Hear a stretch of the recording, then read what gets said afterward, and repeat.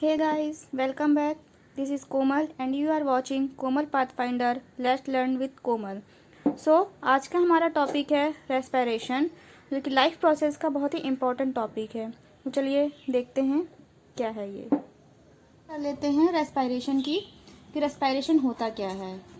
तो जो भी हम फूड इनटेक करते हैं या जो भी हमारे शरीर में चीज़ें जाती हैं, जो भी हम फूड लेते हैं, उससे जो भी एनर्जी रिलीज़ होती है, उसी प्रोसेस को हम रेस्पिरेशन कहते हैं। Means the process of releasing energy from food. Okay, clear.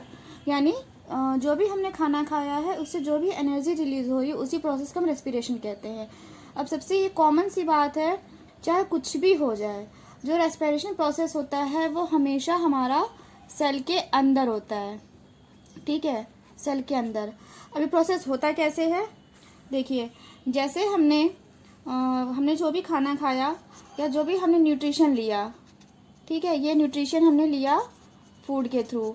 ठीक है, उसके बाद क्या होता है, जब ये ग्लूकोज है, जैसे हम खाने मीठा वगैरह खाया, कुछ भी खाया, तो ये जो भी न्यूट्रिशन फूड है ग्लूकोज वाला, ये जब हमारे सेल के अंदर पहुंचा, ठीक है, सेल के अंदर गया, तो सेल में क्या है, ऑक्सीजन प्रेजेंट है। तो ऑक्सीजन की प्रेजेंट में क्या होगा, ऑक्सीजन की, ये मैं आपको डायग्राम के थ्रू समझा रही हूँ। ठीक है, तो ये ऑक्सीजन वहाँ पे प्रेजेंट है। तो ऑक्सीजन की प्रेजेंट में क्या होगा, जो भी हमने खाना खाया है वो हमारा 3 पार्ट्स में ब्रेक डाउन हो जाएगा। 3 पार्ट्स में ब्रेक डाउन होगा। ठीक है, तो जो भी हमारा ग्लूकोज है, यानी जो भी हमने ग्लूकोज लिया है फूड के हेल्प से, वो हमारा 3 पार्ट्स में डिवाइड होगा। पहला हमारा होगा एनर्जी, दूसरा हमारा CO2 एंड थर्ड हमारा वाटर। ठीक है, अब एनर्जी को हम क्या कहते हैं, ATP। ओके, तो यानी जो भी हमने खाना खाया वो हमारा 3 पार्ट्स में डिवाइड हो गया।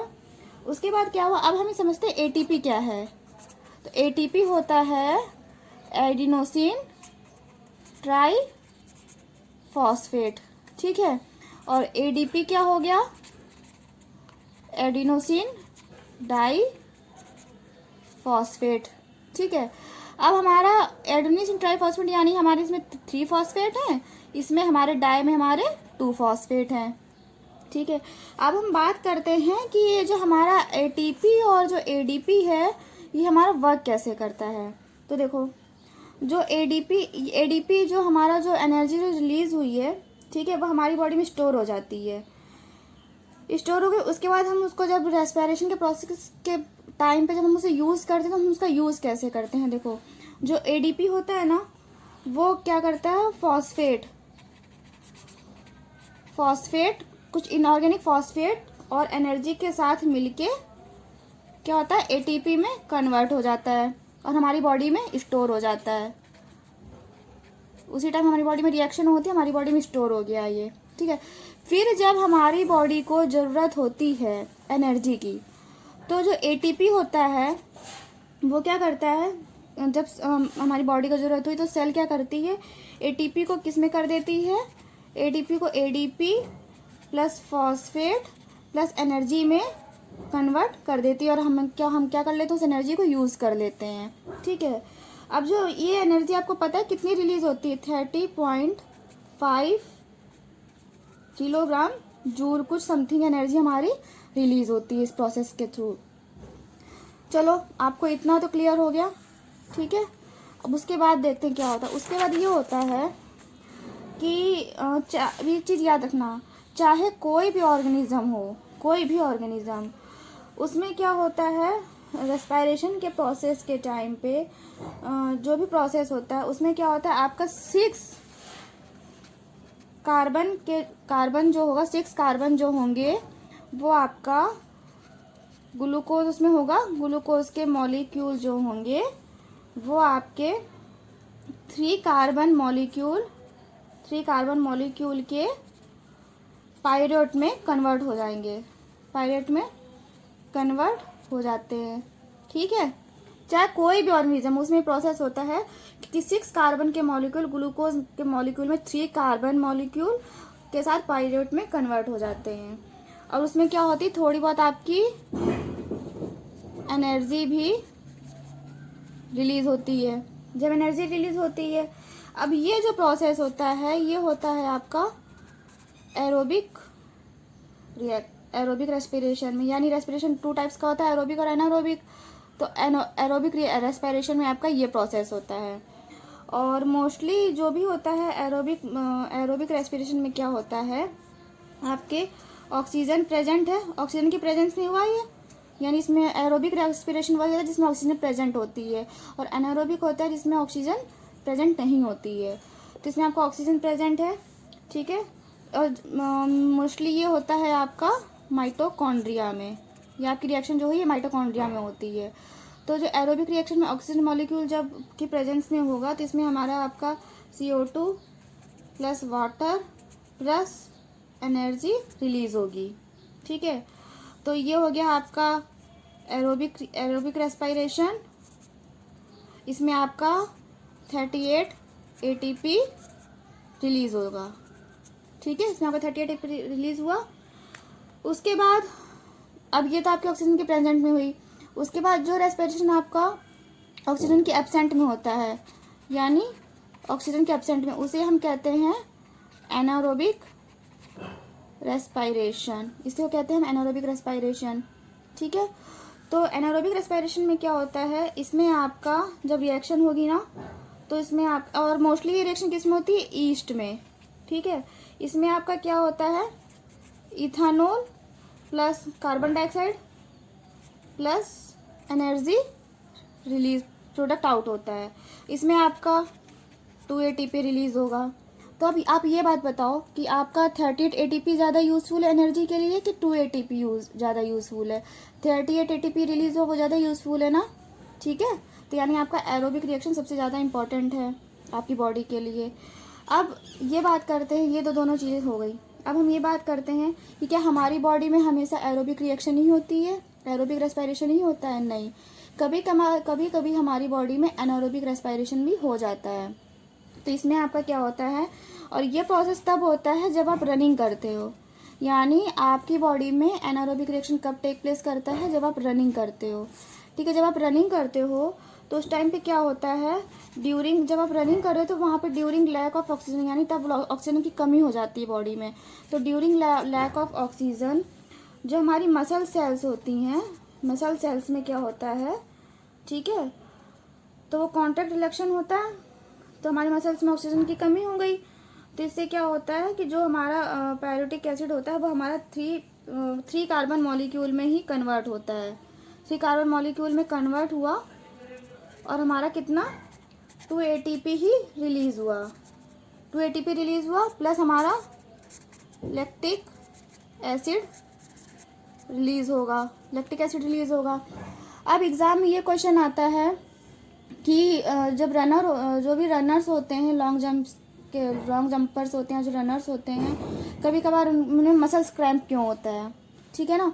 तो जो हमारी बॉडी में जो रिएक्शन हुई है, एनारोबिक प्रोसेस हुआ है, इसमें जो लैक्टिक एसिड रिलीज हुआ है, यही रिस्पॉन्सिबल होता है रनर्स के पैरों में क्या करने में, क्रैम्प, मसल्स क्रैम्प डेवलप करने में। यानी जब लैक्टिक एसिड ज़्यादा अमाउंट में रिलीज हो जाता फिगर है दिख रहा है तो हमारी बॉडी में मसल्स क्रैम्प हो जाते हैं, ठीक है। फिगर को अच्छे से देख लो। एक बहुत इंपॉर्टेंट अब हम बात पॉइंट करते हैं एरोबिक और एनारोबिक तो मुझे आई रेस्पिरेशन होप की। कि आपको इतना एरोबिक समझ में में आ आपको गया ऑक्सीजन होगा। चाहिए, फिर हम एनारोबिक में आगे ऑक्सीजन बढ़ते हैं। एब्सेंट है। एरोबिक में जो भी एक्रोब्स होते हैं उनमें होता है, इसमें जो भी एनारोबिक्स प्रोसेस होता है इसको कहते हैं। उसके बाद एरोबिक होता है माइटोकॉन्ड्रिया में, एनारोबिक होता है साइटोप्लाज्म में ग्लाइकोलाइसिस के प्रोसेस के थ्रू। उसके बाद एरोबिक में क्या होता है, जो ग्लाइकोलाइसिस का जो प्रोसेस है उसमें जो ग्लूकोज है वो आपका पायरुविक एसिड में कन्वर्ट हो गया। इसमें आपका क्या होता है, जो मेटाबॉलिक पाथवे होता है जो कि आपका ग्लूकोज को कन्वर्ट करता है पायरेट में, ठीक है। उसके बाद आपका एरोबिक रिएक्शन में 38 ATP जनरेट होते हैं। एनारोबिक में आपका पायरेट जो भी होता है वो डिफ्यूज़ होता है, पाथ होता है, जो भी प्रोडक्ट्स बनते हैं, डिफरेंट प्रोडक्ट्स बनते हैं। ये एरोबिक हायर ऑर्गेनिजम्स में होता है, ये आपका पैरासिटिक प्रोकैरियोटिक में होता है। उसके बाद हम बात करते हैं डायरेक्ट और इनडायरेक्ट रेस्पिरेशन की, ठीक है। इसमें डायरेक्ट इनडायरेक्ट में आपका क्या होगा, डायरेक्ट रेस्पिरेशन में it is the exchange of oxygen with CO2 of the body cells, यानी इसमें ऑक्सीजन का एक्सचेंज होता है without special respiratory organs blood aerobe, इसमें क्या होता है, रेस्पिरेटरी ऑर्गन नहीं होता है, इसमें आपका एरोबिक बैक्टीरिया प्लांट स्पंज में होता है। इनडायरेक्ट आप में क्या होता है, आपका एक स्पेशल रेस्पिरेटरी ऑर्गन चाहिए आप, और ये किस सारी जो भी it also involve the blood, इसमें आपका ब्लड भी इन्वॉल्व होता है इनडायरेक्ट में। अब बात करते हैं cutaneous respiration, buccopharyngeal respiration, branchial respiration. इसमें देखो respiration in which skin is use, ऐसा रेस्पिरेशन जिसमें आपकी स्किन यूज होती है, जैसे कि एनिलिड्स हो गए, एम्फीबियंस हो गए, वो आपका होता है क्यूटेनियस रेस्पिरेशन। बकोफेरिंगल रेस्पिरेशन जिसमें कि आपका लाइनिंग इन्वॉल्व होती है, बकोफेरिंगल लाइनिंग्स होती है जैसे आपके फ्रॉग में एंड टोर्ड में। एंड ब्रैंकियल रेस्पिरेशन जिसमें आपके एनिलिड हो गए, मोस्ट क्रिस्टेंस हो गए, मोलस्क्स हो गए एंड ऑल फिशेज हो गई। ठीक है, ये रेस्पिरेशन 3 टाइप्स के हो गए। उसके बाद हम बात करते हैं एक्सटर्नल रेस्पिरेशन और इंटरनल रेस्पिरेशन की। एक्सटर्नल रेस्पिरेशन में क्या होता है, a process, physical process in which an organism take in oxygen and gives out CO2, यानी ऐसा प्रोसेस जिसमें आप ऑक्सीजन लेते हो और CO2 गिव आउट करते हो। दूसरा, इसमें जो भी रेस्पिरेटरी सरफेस एक होता है, जैसे गिल्स हो गए, ट्रैकिया हो गया, लंग्स हो गए, एक सरफेस प्रेजेंट होता है। इसमें एयर का exchange alveoli, blood capillary, pulmonary capillaries के थ्रू एयर का gases of exchange of gases. Second की बात करते हैं इंटरनल रेस्पिरेशन में, इसे हम टिश्यू रेस्पिरेशन भी कहते हैं। इसमें क्या होता है, food is broken down into simpler molecule, इसमें जो आपका फूड होता है वो सिंपलर मॉलिक्यूल में ब्रेक हो जाता है, उसके बाद उससे सेल्स में जाता है, जिससे आपकी एनर्जी प्रोड्यूस होती है। इसमें जो गैसेज एक्सचेंज होती हैं वो आपका टिश्यू सेल्स में, और एक सिस्टमेटिक ब्लड कैपिलरीज होती हैं, उसमें आपका ये पूरा प्रोसेस होल्ड ऑन करता है, यानी पूरा प्रोसेस आपका उसमें कवर होता है। अब हम बात करते हैं ह्यूमन रेस्पिरेटरी सिस्टम। तो इसमें कौन कौन से, सबसे पहले तो 2 कंपोनेंट्स, चीफ कंपोनेंट्स है respiratory tract and respiratory organ. Respiratory tract किसे बोलते हैं, a passage which allows movement of inspired and expired air out of lungs. ठीक है, यानी एयर का आना और जाना जो प्रोसेस होता है उसे हम रेस्पिरेटरी ट्रैक्ट कहते हैं। इसमें आपको nostrils, nasal chamber, internal layers, pharynx, larynx and trachea present होता है। ये आपके रेस्पिरेटरी ऑर्गन्स हैं ह्यूमंस के। अब आगे एक फिगर आने वाला है, छोटा सा प्यारा सा, ह्यूमन रेस्पिरेटरी सिस्टम, इसको आप पढ़ लो, एग्जाम में बहुत ही ज़्यादा इंपॉर्टेंट है। अब हम पढ़ते हैं ब्रीथ नॉस्ट्रिल्स की। The 2 nostrils are the opening of nasal cavity and lie above the mouth, they are separated by the septum. ठीक है, nasal chambers, a pair of passage in the head above the palate, they are separated from each other by a septum. Each nasal chamber is divided into 3 regions, vestibular region, respiratory region and olfactory region. ठीक है, तो यहाँ पर nostril हो गया, nasal chambers हो गया, जो आपका 3 पार्ट्स में डिवाइड होता है। अब हम आगे पढ़ते हैं इंटरनल लेयर्स के बारे में। Internal layers, opening of the nasal chambers in the roof of nasopharynx and are closed by uvula during swallowing. ठीक है, फेरिंग्स सबसे important, the pharynx is the part of the throat. This is the behind the mouth and nasal cavity and above the esophagus. And the larynx, the tube going down the stomach and the lungs. A short vertical approx 12 cm long tube behind the buccal cavity. यानी short pharynx को समझेंगे। Short pharynx की बात करते हैं तो ये 12 centimetre long tube है जो कि हमारे बकल कैविटी के पीछे होती है। ये भी हमारी 3 पार्ट्स में डिवाइड है, नेजोफेरिंग्स, ओरोफेरिंग्स एंड लैम्गोफेरिंग्स। ठीक है, अब हम आगे पढ़ आपका फेरिंग्स का फिगर है, अच्छे से इसको देख लो।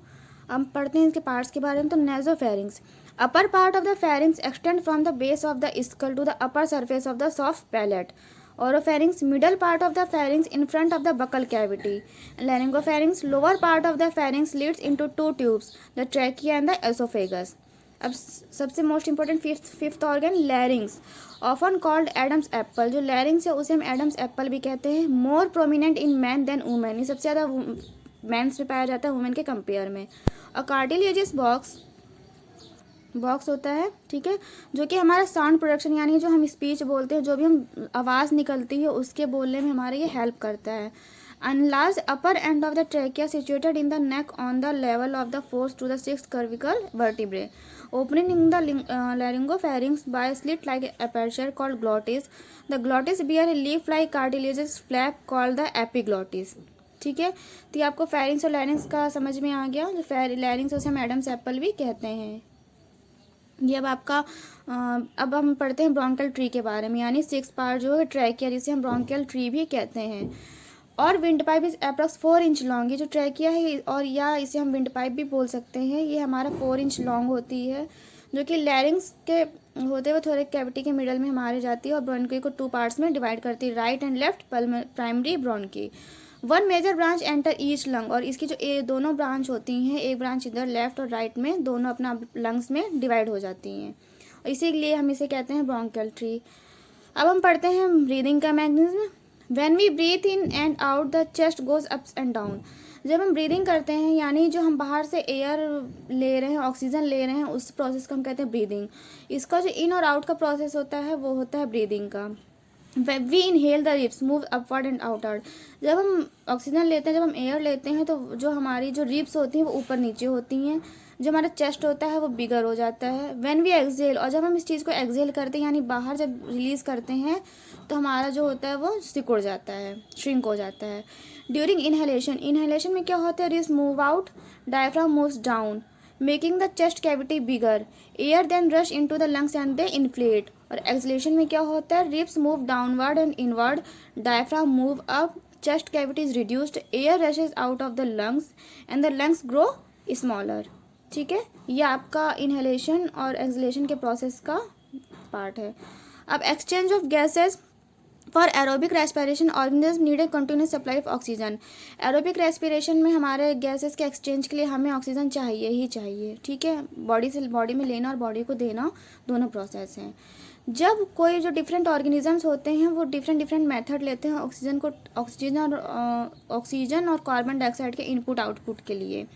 Diffusion is the method which is utilize by unicellular and some simpler और, ठीक है, तो प्लांट्स में भी क्या होता है, डिफ्यूज़न ही यूज़ किया जाता है गैसेस के एक्सचेंज के लिए। और जो कॉम्प्लेक्स एनिमल्स होते हैं तो उसमें भी यही एक्सचेंज ऑफ गैसेस का प्रोसेस होता है। Gills are the respiratory organ for fishes. Fishes में कौन सा रेस्पिरेटरी ऑर्गन्स प्रेजेंट होता है, gills. Fishes take in oxygen, जो फिशेस कहाँ से ऑक्सीजन लेती हैं, जो आपका ऑक्सीजन वाटर में डिजॉल्व होती है। ठीक है, तो since availability of oxygen is less in aquatic environment, so the breathing rate of is, तो वो हमारे एनवायरनमेंट की अपेक्षा हमारे पानी में कम होती है। ठीक है, अब अगर हम बात करें प्लांट्स के रेस्पिरेशन की, तो वो बहुत ही ईजी प्रोसेस है। फोटोसिंथेसिस, यानी दिन में रेस्पिरेशन प्रोसेस होता है प्लांट्स में। तो जब लाइट की प्रेजेंस में जब फोटोसिंथेसिस प्रोसेस होता है तो उसमें ऑक्सीजन प्लांट्स इंटेक करते हैं, CO2 इंटेक करते हैं, O2 रिलीज़ करते हैं। और यही प्रोसेस रात में होता है, बट उसमें क्या होता है, वो O2 तो ले नहीं पाते सन की प्रेजेंस में, तो वो O2 रिलीज़ करते हैं, आपका CO2 रिलीज़ करते हैं। मीन्स कि जो भी प्रोसेस होता है प्लांट्स में ये प्रोसेस होता है। अगर आपको मेरा आज का वीडियो समझ में आया हो, अगर आपको इसका रिटर्न नोट्स चाहिए तो मैं वेबसाइट शेयर कर दूंगी। मेरा इंस्टाग्राम अकाउंट भी, उस पर भी मैंने PDF नोट्स डाल रखे हैं, आप उस पर भी अपना लिंक क्लिक करके आप देख सकते हैं उसको। चैनल को देखते रहिए, सब्सक्राइब करते रहिए और नोट्स के लिए मेरी वेबसाइट पे क्लिक करते रहिए। Thank you.